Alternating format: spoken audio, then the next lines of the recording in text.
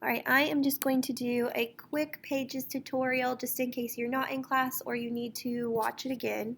And so when you start your new Pages document, it's going to look very similar to a Word document. I just took an excerpt from the first part of Color of Water just to get some text in here so I could play around with something. This is a text box up here, and so if you want to put a text box in, you go to Insert Text Box, and so you can put those anywhere that you'd like. This is just text. This is just the actual Pages text. A couple things about requirements. You should have a chapter title. You should have something to differentiate between your text and your speaker's text. So I just kept this italicized, just like it is for Ruth and the other chapters. I don't mind if you want to play around with the font. As long as it's a legible font, that's fine. And even you can play around with the font size. I just copied and pasted this over, and for some reason it's this strange 14.67. So again, whatever you feel like is legible. You can play around with all of the formatting. I have it justified just because I like for it to be all kind of lined up on the same thing here. You are going to have to insert an image gallery, and so this is an image gallery.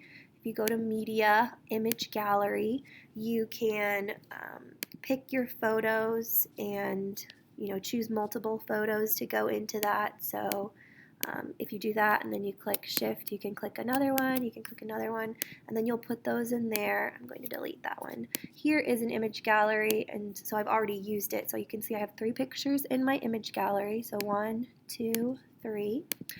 You can have an individual caption for each image. So James McBride, James with his mother, and then the McBride children. You can put them, you can move their order around if you want. You can do all those things. You can put the same one for each one or a different one.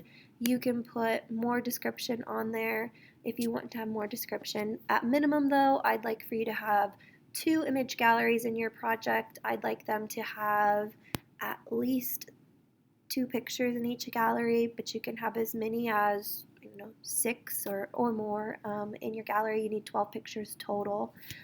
For the arrangement part, this is where you're going to kind of decide if you want it to just be able to go through the text, if you want the text to go kind of like around it, on top of it, you'll kind of play around with that.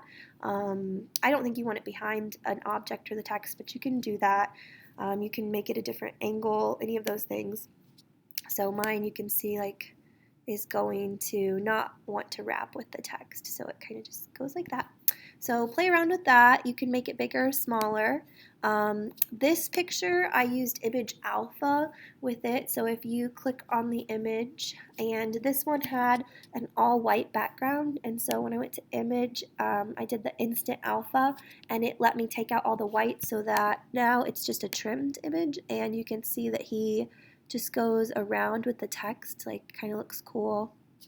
So if you want to do Image Alpha, then that would be some bonus points if you do that.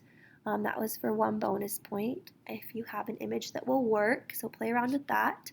You need to insert audio, and it'll look like this when you do that. So Media, and you just go to Music. It'll be your music or your media will be in your iTunes. You've either edited that down through GarageBand or through QuickTime, so you can go there to get that file. Or you may have it in a different place where you can bring it in.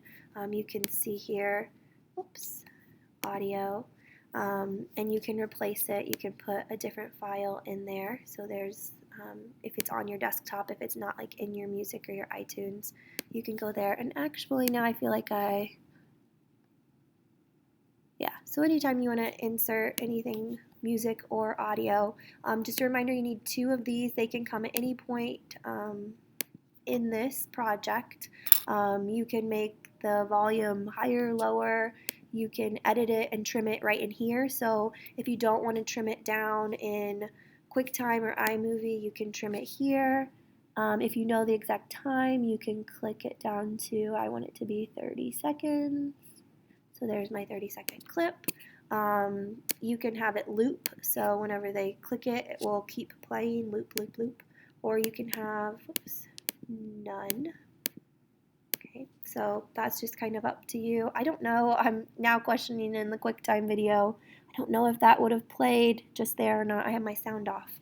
Um, so if that played for you, my apologies, but that's how that works. And you need two of those. You can fancy that up if you want. I've seen people put like a box around it. There's nothing that says that you can't put it here. It just doesn't really stand out as well. I don't know that you can make this image. Let me see. I don't think you can make it any bigger. But you can, mess around with it, make it look better, worse. I don't know what you want it to do. But definitely noticeable. So kind of I put it in this white space so people would know to click on it. And then if you want to, you don't have to, but if you want to put a movie in, you're definitely able to do that. If you want to get the bonus points for recording yourself reading, you can do that on QuickTime, or you can just record audio right in here and it will insert it into your project. And then I just need it to be saved as a Pages document for now for you to share with your classmates next block. So just message me if you have any questions outside of that.